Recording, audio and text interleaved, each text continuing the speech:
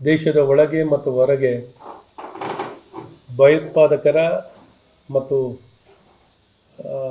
ದೇಶದ ವಿರೋಧ ಶಕ್ತಿಗಳು ಸದಾಕಾಲ ಭಯದ ಮತ್ತು ಅಶಾಂತಿ ಮತ್ತು ದೇಶ ವಿರೋಧ ಚಟುವಟಿಕೆಗಳನ್ನು ಮಾಡಬೇಕು ಅಂತ ಸತತ ಪ್ರಯತ್ನಗಳನ್ನು ಮಾಡ್ತಾನೇ ಇದ್ದಾರೆ.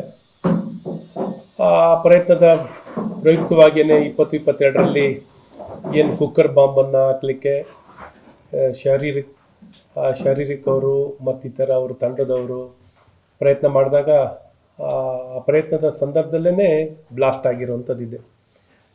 ಆಗ ಇಂಥ ಯಾವುದೇ ಉದ್ದೇಶ ಇಲ್ಲ ಅಂತ ಕಾಂಗ್ರೆಸ್ನ ನಾಯಕರುಗಳು ಅವ್ರನ್ನ ಸಮರ್ಥಿಸ್ಕೊಂಡಿದ್ರು. ಇವರೆಲ್ಲ ಭಯೋತ್ಪಾದಕರಲ್ಲ, ದೇಶಭಕ್ತರು, ನಮ್ಮ ಸೋದರರು, ನಮ್ಮ ಬ್ರದರ್ಸ್ ಅಂತ ಕಾಂಗ್ರೆಸ್ ಪಕ್ಷದವರು ಇವ್ರನ್ನ ಸಮರ್ಥಿಸ್ಕೊಂಡು ಇವರ ಪರವಾಗಿ ಹೇಳಿಕೆ ಕೊಟ್ಟಿದ್ರು. ತನಿಖೆ ಆಗೋ ಮುಂಚೆನೇ ಏನು ತನಿಖೆ ಆಗಲಿ, ನೋಡೋಣ, ಮಾಡೋಣ, ಯಾರು ಆಟೋದಲ್ಲಿ ಕುಕ್ಕರ್ನಲ್ಲಿ ಬಾಂಬನ್ನು ಕ್ಯಾರಿ ಮಾಡೋದು ಸಹೋದರರಂತ ಹೇಳೋಕ್ಕೆ ಯಾವ ಮಟ್ಟಕ್ಕೂ ಓಲೈಕೆಯನ್ನು ಮಾಡಲಿಕ್ಕೆ ಕಾಂಗ್ರೆಸ್ನವ್ರು ಹೇಳಿದ್ದಾರೆ ಅನ್ನೋದಕ್ಕೆ ಅಂದಿನ ಅವ್ರ ಹೇಳಿಕೆನೇ ಭಾಳ ಸ್ಪಷ್ಟವಾಗಿ ವ್ಯಕ್ತವಾಗುತ್ತೆ. ದೇಶ ವಿರೋಧ ಶಕ್ತಿಗಳ ಜೊತೆಯಲ್ಲಿ, ತುಕಡೆ ಗ್ಯಾಂಗಿನ ಜೊತೆಯಲ್ಲಿ ಇಂಥ ಭಯೋತ್ಪಾದಕರಿಗೆ ಪರವಾಗಿ ಹೇಳಿಕೆಯನ್ನು ಕೊಡುವಂಥದ್ದು ಕಾಂಗ್ರೆಸ್ಸಿನ ಒಂದು ನಿಲುವು ಆಗಿದೆ. ಏನೊಂದು ಬೇಕಾದ್ರೂ ಸಮರ್ಥಿಸ್ಕೋತಾರೆ, ಓಟಿಗಾಗಿ, ತುಷ್ಟೀಕರಣಕ್ಕಾಗಿ, ಓಟಿಗಾಗಿ ಅವ್ರು ಏನು ಬೇಕಾದ್ರೂ ಮಾಡಲಿಕ್ಕೆ ತಯಾರಿದ್ದಾರೆ ಅನ್ನುವಂಥದ್ದು ಕಾಂಗ್ರೆಸ್ಸಿನ ನಡವಳಿಕೆ ಮತ್ತು ಅವ್ರ ಹೇಳಿಕೆಗಳು ವ್ಯಕ್ತವಾಗುವಂಥದ್ದಾಗುತ್ತೆ. ಈಗ ಸ್ವತಃ ಶಾರೀರಿಕ ಅವರೇ ಒಪ್ಕೊಂಡಿರುವಂಥದ್ದು NIA ತನಿಖೆಯಲ್ಲಿ ನಾನು ಆ ಬಾಂಬನ್ನು ಧರ್ಮಸ್ಥಳ ಮತ್ತು ಕದರಿ ದೇವಸ್ಥಾನದಲ್ಲಿ ಬಾಂಬನ್ನು ಪ್ಲೇಸ್ ಮಾಡಬೇಕು ಅಂತಿದ್ದೆ ಅಂತ ಅವರೇ ವ್ಯಕ್ತಪಡಿಸಿದ್ದಾರೆ. ಈಗ ಇವೆಲ್ಲ ಕೇಳ್ಪಟ್ಟಿರುವಂಥ ಒಂದು ತನಿಖೆಯ ಮಾಹಿತಿಗಳು. ಇದನ್ನೆಲ್ಲ ನೋಡಿದಾಗ ಈಗ ಕಾಂಗ್ರೆಸ್ನವ್ರು ಏನು ಹೇಳ್ತಾರೆ ಅಂತ ನೋಡಬೇಕು. ಇದೇ ರೀತಿ ಮುಂದುವರೆದು ಹಲವಾರು ಸಂದರ್ಭದಲ್ಲಿ ಇಂಥ ಸಮಾಜ ವಿರೋಧಿ, ದೇಶ ವಿರೋಧಿ ಶಕ್ತಿಗಳು ಈಗಲೂ ಸಹ ಅವರಿಗೆ ಉತ್ತೇಜನ ಸಿಗುವಂಥದ್ದಾಗ್ತಿದೆ. ಅಪೂರಕವಾಗಿರುವಂಥ ವಾತಾವರಣ ತಪ್ಪು ಮಾಡಿದ್ರು ಅವರಿಗೆ ಶಿಕ್ಷೆ ಇಲ್ಲ ಅನ್ನೋ ರೀತಿಯಲ್ಲಿ ಈ ಸರ್ಕಾರದ ನಡವಳಿಕೆ ಆಗಿದೆ, ಕಾಂಗ್ರೆಸ್ಸಿನ ನಡವಳಿಕೆ ಆಗಿದೆ. ಎಲ್ಲ ಈ ರೀತಿ ದುಷ್ಟ ಶಕ್ತಿಗಳಿಗೆ ಬೆಂಬಲ ಕೊಡುವಂಥದ್ದು ಆಗಿಂದಾಗೆ ನಾವು ನೋಡುವಂಥದ್ದಾಗ್ತಿದೆ. ಹಾಗಾಗಿ ಇವನ್ನೆಲ್ಲ ಇವರ ತಪ್ಪೊಪ್ಪಿಗೆ ಆಗಿರೋಂಥದ್ದು, ಈಗ ತಪ್ಪೊಪ್ಪಿಗೆಯನ್ನು ಮಾಡ್ಕೊಂಡಿರೋದು, ಶಾರೀರಿಕ ತಪ್ಪೊಪ್ಪಿಗೆ ಮಾಡ್ಕೊಂಡಿರೋದನ್ನ ನೋಡಿದಾಗ ಕಾಂಗ್ರೆಸ್ಸಿನ ಅಸ್ತಿತ್ವ, ಅವರ ಬಂಡವಾಳ ಸಂಪೂರ್ಣವಾಗಿ ಬಯಲಾಗಿದೆ. ಕಾಂಗ್ರೆಸ್ಸಿನ ಬಂಡವಾಳ ಸಂಪೂರ್ಣವಾಗಿ ಬಯಲಾಗಿದೆ. ಹಾಗಾಗಿ ಈಗ ಕಾಂಗ್ರೆಸ್ನವ್ರು ಏನು ಹೇಳ್ತಾರೆ, ನಮ್ಮ ಸೋದರರು ಅಂತ ಹೇಳಿದಾರಲ್ಲ, ನಮ್ಮ ಬ್ರದರ್ಸ್ ಅಂತ, ಈಗ ಅವ್ರ ಹತ್ರ ಏನಿದೆ ಉತ್ತರ ಅಂತ ನಾವು ಕೇಳಬೇಕಾಗತ್ತೆ. ಹಾಗಾಗಿ ಕಾಂಗ್ರೆಸ್ನವರು ಉತ್ತರ ಕೊಡಲಿ. ಇವರ ನಡವಳಿಕೆಗಳು, ಇವರ ಹೇಳಿಕೆಗಳು ಈಗ ಬಯಲಾಗಿದೆ ಅನ್ನೋಂಥದ್ದನ್ನ ನಾನು ಭಾಳ ಸ್ಪಷ್ಟವಾಗಿ ಅವರ ಹೇಳಿಕೆಗಳನ್ನು, ಅವರ ನಿಲುವನ್ನು ಖಂಡಿಸ್ತೇನೆ. ಸರ್, ಹಿಂದಿ ಕಡ್ಡಾಯ ಅಲ್ಲ ಅನ್ನುವಂಥ ತೀರ್ಮಾನಕ್ಕೆ ರಾಜ್ಯ ಸರ್ಕಾರ ಮುಂದಾಗಿದೆ ಸರ್, ನಿರ್ಧಾರ ಕಡ್ಡಾಯ. ಕಾಂಗ್ರೆಸ್ ಸರ್ಕಾರ ಒಂಥರ ಗೊಂದಲಮಯ ಸರ್ಕಾರ.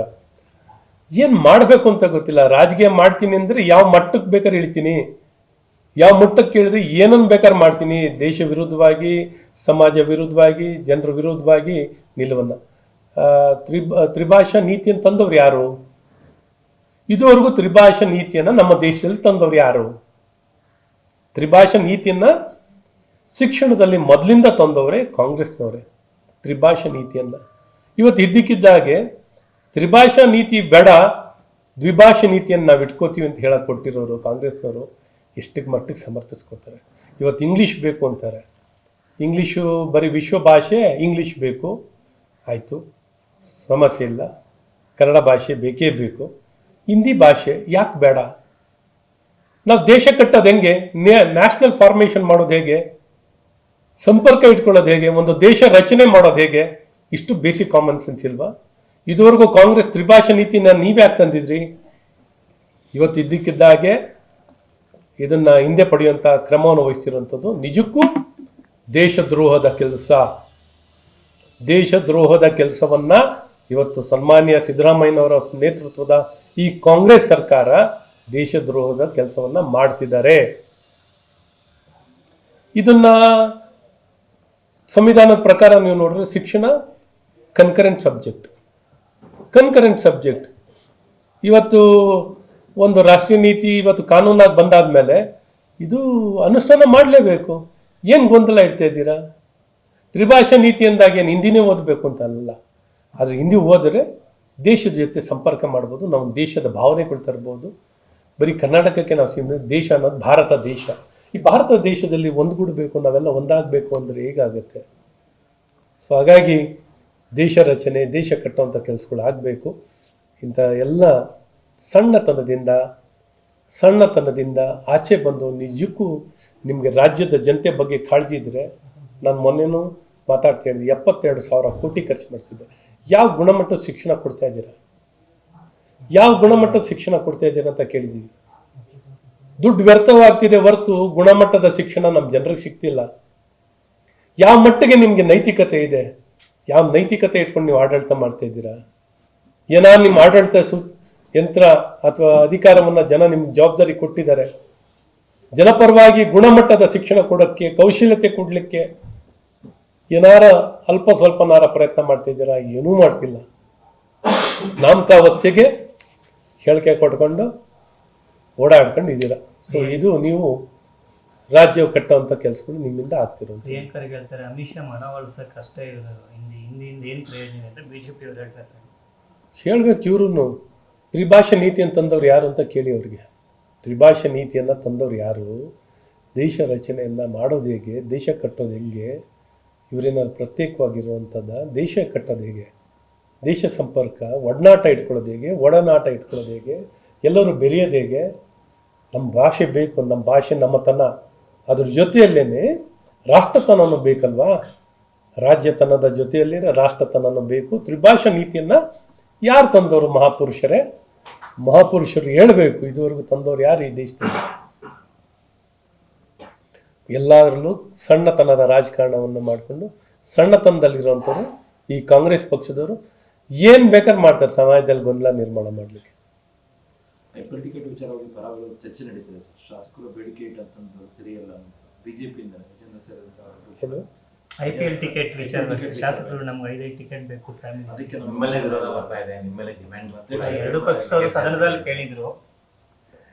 ಇದು ನಾನು ಇದ್ರ ಬಗ್ಗೆ ಚರ್ಚೆ ಮಾಡಲಿಕ್ಕೆ ಇಷ್ಟಪಡಲ್ಲ. ಇದರಲ್ಲಿ ಚರ್ಚೆ ಮಾಡಲಿಕ್ಕೆ ಏನಿಲ್ಲ. ಸದನದಲ್ಲಿ ಅವತ್ತಾಯಿತು, ಸದನದಲ್ಲಿ ಚರ್ಚೆ ಆಯಿತು, ತಮ್ಮ ಅನಿಸಿಕೆಗಳನ್ನು ಹೇಳಿದ್ದಾರೆ. ಇದನ್ನೇ ಒಂದು ದೊಡ್ಡ ಸಬ್ಜೆಕ್ಟ್ ಥರ ಡಿಸ್ಕಷನ್ ಮಾಡಬೇಕಿಲ್ಲ. ಟಿಕೆಟ್ ಯಾರಿಗೆ ಬೇಕೋ ತೊಗೊಳ್ಳಿ, ಆದರೆ ಫ್ರೀಯಾಗಿ ಅಂತ ತೊಗೊಳ್ಳೋವಂಥದ್ದು ಆಗಬಾರ್ದು, ದುಡ್ಡು ಕೊಟ್ಟು ತಗೊಳ್ಳೋವಂಥದ್ದಾಗಲಿ ಅಷ್ಟೇ. ನಾನು ಹೇಳೋದು ಟಿಕೆಟ್ ಬೇಕಾದವರು ಟಿಕೆಟ್ ತೊಗೊಳ್ಳಿ, ಆದರೆ ದುಡ್ಡು ಕಟ್ಟಿ ಟಿಕೆಟ್ ತೊಗೊಳ್ಳಿ, ಫ್ರೀ ಟಿಕೆಟ್ ಅಂತೂ ತೊಗೋಬಾರ್ದು. ಅಷ್ಟು ಮಾತ್ರ ಹೇಳ್ಬೋದು. ಇದನ್ನೇ ಕೆಲವರು ಇದನ್ನೇ ಅವ್ರದ್ದು ಒಂಥರ ಪ್ರತ್ಯೇಕವಾಗಿ ವೈಯಕ್ತಿಕವಾಗಿ ಹೋಗ್ತಿರೋವಂಥದ್ದು ಒಂದು ರಾಜಕೀಯ ಪಕ್ಷದಲ್ಲಿ ನಿರ್ಧಾರ ತೊಗೊಳ್ಳೋವಂಥದ್ದು ಅಥವಾ ಸಾರ್ವಜನಿಕವಾಗಿ ತೊಗೊಳ್ಳೋವಂಥದ್ದು ಆಗಬೇಕು. ಇದು ವೈಯಕ್ತಿಕವಾಗಿ ತಮ್ಗೆ ಇಷ್ಟ ಬಂದಂಗೆ ಹೇಳಿಕೆ ಕೊಡೋದು, ಇದನ್ನೇ ಒಂದು ದೊಡ್ಡ ಚರ್ಚಾತ್ಮಕವಾಗಿ ತೊಗೊಂಡೋಗ್ತಿರೋದು ಸರಿಯಿಲ್ಲ ಅಂತಲೂ ನಾನು ಹೇಳ್ತೀನಿ. ಸರ್ಕಾರಕ್ಕೆ ತನ್ನ ಆಲೋಚನೆ ಇಟ್ಕೊಂಡು ಸರ್ಕಾರ ಜವಾಬ್ದಾರಿಯುತವಾಗಿ ನಿರ್ಧಾರ ತೊಗೊಳ್ಳೋವಂಥದ್ದು ಆಗಬೇಕು. ಸರ್ಕಾರ ಈ ವಿಚಾರದಲ್ಲಿ ಕ್ರಿಕೆಟ್ ಮಂಡಳಿ ಫ್ರೀಯಾಗಿ ತೊಗೊಳ್ಬೇಕು. ನಾವು ಫ್ರೀಯಾಗಿ ತೊಗೊಳೋದು ಬೇಕಿಲ್ಲ. ಎಷ್ಟು ದರ ಇದೆಯೋ ಆ ದರವನ್ನು ಕಟ್ಟಿ ಟಿಕೆಟ್ ತೊಗೊಳ್ಳೋವಂಥದ್ದಾಗಲಿ. RSS ಮತ್ತು ಬಿಜೆಪಿ ಅವರಿಗೆ ಇತಿಹಾಸ ಗೊತ್ತಿಲ್ಲ ಅಂತ ಹೇಳಿಲ್ಲ ಪ್ರಿಯಾಂಕಾ. ಅವರೊಂಥರ ಇತಿಹಾಸದ ತಜ್ಞರು. ಅವ್ರ ಬಗ್ಗೆ ಎಷ್ಟು ಕಮ್ಮಿ ಮಾತಾಡ್ತೀವೋ ಅಷ್ಟು ಒಳ್ಳೇದು ಬಿಡಿ. ಅವ್ರು ಪಾಪ ಸುಮ್ಮನೆ ಹಿಂಗೆ ಸುದ್ದಿಯಲ್ಲಿ ಇರಬೇಕು ಅಂತ ಏನಾದ್ರು ಒಂದು ಹೇಳ್ತಾ ಇರ್ತಾರೆ. ಸೊ ಒಂಥರ ಎಂಥ ಪ್ರಿಯರು ಅಂತ ಹೇಳ್ತಾರೆ ಅವ್ರಿಗೆ, ಪ್ರಿಯಾಂಕಾಗೆ ಸರಿ ಈ ಸುದ್ದಿ ಪ್ರಿಯರು ಅಂತ ಆಗ್ತಾರಲ್ಲ, ಸುದ್ದಿಯನ್ನು ಮಾಡಲಿಕ್ಕೆ ಏನಾರು ಒಂದು ಹೇಳ್ತಾ ಇರ್ತಾರೆ. ಪ್ರಚಾರ ಪ್ರಿಯರು. ಅವ್ರ ಬಗ್ಗೆ ನಾವು ಎಷ್ಟು ಕಮ್ಮಿ ಹೇಳ್ತೀವಿ ಅಷ್ಟು ಒಳ್ಳೇದು. ಸುಮ್ಮನೆ ಯಾಕೆ ಅವ್ರ ಬಗ್ಗೆ ಜಾಸ್ತಿ ಪ್ರಚಾರ ಕೊಡೋಣ. ಬಾಗಲಕೋಟೆ ದಾವಣಗೆರೆ ದಕ್ಷಿಣ ವಿಧಾನಸಭೆ ಸಿಎಂ 5 ದಿನ ಮಾಡಿದ್ದಾರೆ ಸರ್ ಕ್ಯಾಂಪೇನ್. ಬಾಗಲಕೋಟೆಲ್ಲ 5 ದಿನ, ದಾವಣಗೆರೆ 5 ದಿನ. ಆತಂಕ ಇದೆ ಸರ್ ಸಿಎಂಗೆ ಅಂತ. ಖಂಡಿತ ಅವ್ರಿಗೆ ಯಾವ ಪರಿಸ್ಥಿತಿಯಲ್ಲಿ ಇದ್ದಾರೆ ಅಂತ ಗೊತ್ತಾಗ್ತದಲ್ಲ. 5 ದಿನ ಒಬ್ಬರು ಮುಖ್ಯಮಂತ್ರಿ 5 ದಿನ ಒಂದೊಂದು ವಿಧಾನಸಭಾ ಕ್ಷೇತ್ರದಲ್ಲಿ ಪ್ರಚಾರ ಮಾಡ್ತಾರೆ ಅಂದರೆ, 5 ದಿನ CM ಅವರು ಪ್ರಚಾರ ಮಾಡ್ತಾರೆ ಅಂದರೆ ಯಾವ ಪರಿಸ್ಥಿತಿಯಲ್ಲಿದ್ದಾರೆ ಅಂತ ಯೋಚನೆ ಮಾಡಿ. ಅವರು ರಾಜ್ಯದಲ್ಲಿ ಯಾವ ರೀತಿ ವಿಶ್ವಾಸವನ್ನು ಗಳಿಸ್ಕೊಳ್ಳುವಂಥದ್ದಾಗಿದೆ, 5 ದಿನ ಅಲ್ಲಿ ಹೋಗಿ ತಳ ಊರುವಂಥದ್ದಾಗ್ತಿದೆ ಅಂದರೆ ಕಾಂಗ್ರೆಸ್ ಪಕ್ಷದ ಪರಿಸ್ಥಿತಿ ಏನಿದೆ, ಅವ್ರು ಗೆದ್ದಿರೋ ಕ್ಷೇತ್ರಗಳಲ್ಲೇ ಈ ಮಟ್ಟಕ್ಕೆ ಪ್ರಚಾರ ಮಾಡೋವಂಥ ಪರಿಸ್ಥಿತಿ ಇವತ್ತು ಕಾಂಗ್ರೆಸ್ ಸರ್ಕಾರಕ್ಕೆ ಕಾಂಗ್ರೆಸ್ ಪಕ್ಷಕ್ಕೆ ಬಂದಿರುವಂಥ ಪರಿಸ್ಥಿತಿಯಾಗಿದೆ. ಮಾಡಲಿ, ಅವರವ್ರ ಪಕ್ಷಕ್ಕೆ ಅವ್ರವ್ರು ಪ್ರಯತ್ನ ಮಾಡ್ತಾರೆ. ನನಗಂತೂ ಸಂಪೂರ್ಣ ವಿಶ್ವಾಸ ಇದೆ. ಖಂಡಿತ ನಮ್ಮ ಪಕ್ಷದ ಅಭ್ಯರ್ಥಿಗಳು ಬಾಗಲಕೋಟೆ ಮತ್ತು ದಾವಣಗೆರೆ ದಕ್ಷಿಣದಲ್ಲಿ ನಾವು ಗೆಲ್ತೀವಿ ಅಂತ ಸಂಪೂರ್ಣ ವಿಶ್ವಾಸ ಇದೆ. ಒಂದ್ ಕಡೆ ಮಳೆ, ಇನ್ನೊಂದ್ ಕಡೆ ಬರಗಾಲ, ಇದು ನಡುವೆ ಸಚಿವರು ಶಾಸಕರು ಎಲ್ಲರೂ ಕೂಡ ಚುನಾವಣೆ ಹೋಗಿದ್ದಾರೆ ಸರ್ ಪೂರ್ತಿ. ಅವ್ರಿಗೇನಿಲ್ಲ, ಪ್ರಕೃತಿ ವಿಕೋಪ, ಬರ, ಅತಿವೃಷ್ಟಿ ಇವೆಲ್ಲ ಏನು ತಲೆ ಕೆಡಿಸ್ಕೊಳ್ಳಲ್ಲ ಅವರು. ಬರ ಎಷ್ಟು ಸಲ ಬಂದಿದೆ, ಈಗ ಎಷ್ಟು ಸಲ ಬಂದಾಗ ಅತಿವೃಷ್ಟಿ ಆದಾಗ ಸರ್ಕಾರ ಮಲ್ಲಿಗೆ ಇರುತ್ತೆ, ನೋಡಿದಿರಲ್ಲ, ನಿದ್ದೆನಲ್ಲಿರುತ್ತೆ. ಸಂಪೂರ್ಣ ವಿಶ್ರಾಂತಿಯನ್ನು ತಗೊಂಡು ಸುಖ ಸಂತೋಷದ ಭೋಗ ಸರ್ಕಾರವಾಗಿ ಕಾರ್ಯವನ್ನು ನಿರ್ವಹಿಸುವಂಥದ್ದಾಗ್ತದೆ. ಗ್ಯಾಸ್ ಟ್ರಬಲ್ ಜಾಸ್ತಿ ಆಗ್ತಾ ಇದೆ ಅಂತ LPG ಅಭಾವ.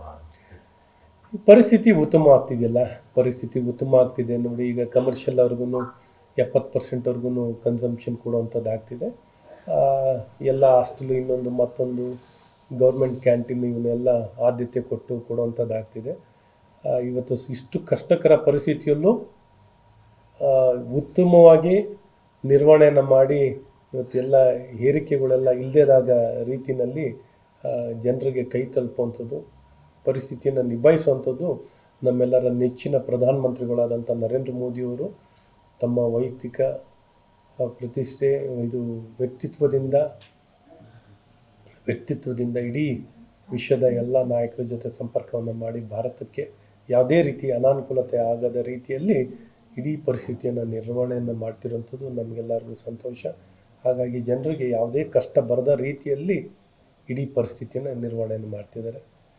ಇದು ಏನೂ ಸಮಸ್ಯೆ ಆಗದ ರೀತಿಯಲ್ಲಿ ಎಲ್ಲರಿಗೂ ಗ್ಯಾಸ್ ಸಿಲಿಂಡರ್ಗಳು ಸಿಗೋ ರೀತಿಯಲ್ಲಿ ಪರ್ಫೆಕ್ಟಾಗಿ, ಮತ್ತು ಎಲ್ಲ ನಾವೊಂದು ಸ್ವಲ್ಪ ಆತರ ಪಟ್ಕೊಂಡ್ಬಿಟ್ರೆ ಈ ಪರಿಸ್ಥಿತಿಯನ್ನು ಅಡ್ವಾಂಟೇಜ್ ತೊಗೊಳ್ಳೋಕ್ಕೆ ಕೆಲವರು ಇದ್ದಾರೆ. ಇದನ್ನೇ ಪರಿಸ್ಥಿತಿ ಅಡ್ವಾಂಟೇಜ್ ತೊಗೊಳ್ಳೋವಂಥ ಜನ ಬ್ಲ್ಯಾಕ್ ಮಾರ್ಕೆಟರ್ಸು, ಈ ಸ್ಕೇರ್ಸಿಟಿಯನ್ನು ಭಯನ ಹುಟ್ಟಿಸಿ ಭಯದ ವಾತಾವರಣನ ಕೊರತೆ ಇದೆ ಅನ್ನುವಂಥ ವಾತಾವರಣ ನಿರ್ಮಾಣ ಮಾಡಿ ಇದರ ಅನುಕೂಲ ಮತ್ತು ಲಾಭ ಪಡೆಯುವಂಥ ಜನಗಳು ಇದ್ದಾರೆ. ಇದಕ್ಕೆ ಯಾವುದಕ್ಕೂ ಅವಕಾಶವನ್ನು ಮಾಡಿಕೊಡದೆ ಯಾವುದಕ್ಕೂ ಕೊರತೆ ಬರಲ್ಲ ಅಂತ ನಮ್ಮೆಲ್ಲರ ನೆಚ್ಚಿನ ಪ್ರಧಾನಮಂತ್ರಿಗಳು ಭಾಳ ಸ್ಪಷ್ಟವಾಗಿ ದೇಶಕ್ಕೆ ಬಹಿರಂಗವಾಗಿ ತಿಳಿಸಿರುವಂಥದ್ದಿದೆ. ಹಾಗಾಗಿ ನಾವೆಲ್ಲ ಆತಂಕ ಪಡೋದು ಬೇಡ. ನಮ್ಮ ರಕ್ಷಣೆಗೆ ನಮ್ಮ ಪ್ರಧಾನಮಂತ್ರಿಗಳಿದ್ದಾರೆ.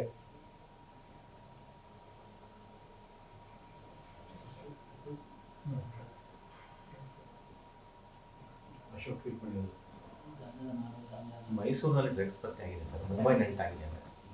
ಡ್ರಗ್ಸ್ ಪತ್ತೆ ಆಗ್ತಿರುವಂತಹ ಪ್ರಕರಣಗಳು ಜಾಸ್ತಿ ಆಗ್ತಿದ್ದಾವೆ ರಾಜ್ಯದಲ್ಲಿ ಅಂತ. ಇದು ಮೈಸೂರಲ್ಲಿ ಸೆಕೆಂಡ್ ಟೈಮ್. ಇದನ್ನ ಇಡೀ ಸಮಾಜ ಎಲ್ಲರೂ ಸಂಕಲ್ಪ ಹೊತ್ತು ಈ ದಿಕ್ಕಿನಲ್ಲಿ ಹೋರಾಟಕ್ಕಿಳಿಬೇಕು. ಸರ್ಕಾರ ವಿಶೇಷವಾಗಿ ಝೀರೋ ಟಾಲರೆನ್ಸ್ ಇಂಥ ಡ್ರಗ್ ಡೀಲರ್ಗಳು, ಡ್ರಗ್ ವ್ಯಾಪಾರ ಮಾಡೋಂಥವ್ರು, ಗಾಂಜಾ, ಇನ್ನೊಂದು ಮತ್ತೊಂದು ಮಾತ್ರೆಗಳು, ಇವನ್ನೆಲ್ಲವನ್ನು ವ್ಯಾಪಾರ ಮಾಡ್ತಿರೋಂಥವ್ರ ವಿರುದ್ಧವಾಗಿ ಯುದ್ಧವನ್ನು ಸಾರಬೇಕು.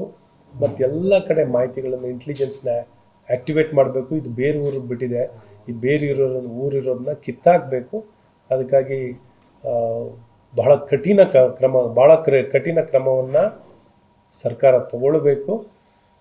ಮತ್ತು ಇಡೀ ಸಮಾಜ, ತಂದೆ ತಾಯರು, ವಿದ್ಯಾರ್ಥಿಗಳು, ಶಿಕ್ಷಕರು, ಶಿಕ್ಷಣ ಸಂಸ್ಥೆ ಎಲ್ಲರನ್ನೂ ಒಗ್ಗೂಡಿ ಎಲ್ಲ ಕಡೆ ಜಾಗೃತಿ ಇದನ್ನು ಗಮನಿಸುವಂಥದ್ದಾಗಬೇಕು. ಇಲ್ಲಿಂದ ಏನು ಅಂತ ಎಲ್ಲ ಗಮನಿಸುವಂಥದ್ದು ಸರ್ಕಾರ. ಮುಖ್ಯಮಂತ್ರಿಗಳು ಇದನ್ನು ಲೀಡ್ ಮಾಡಬೇಕು.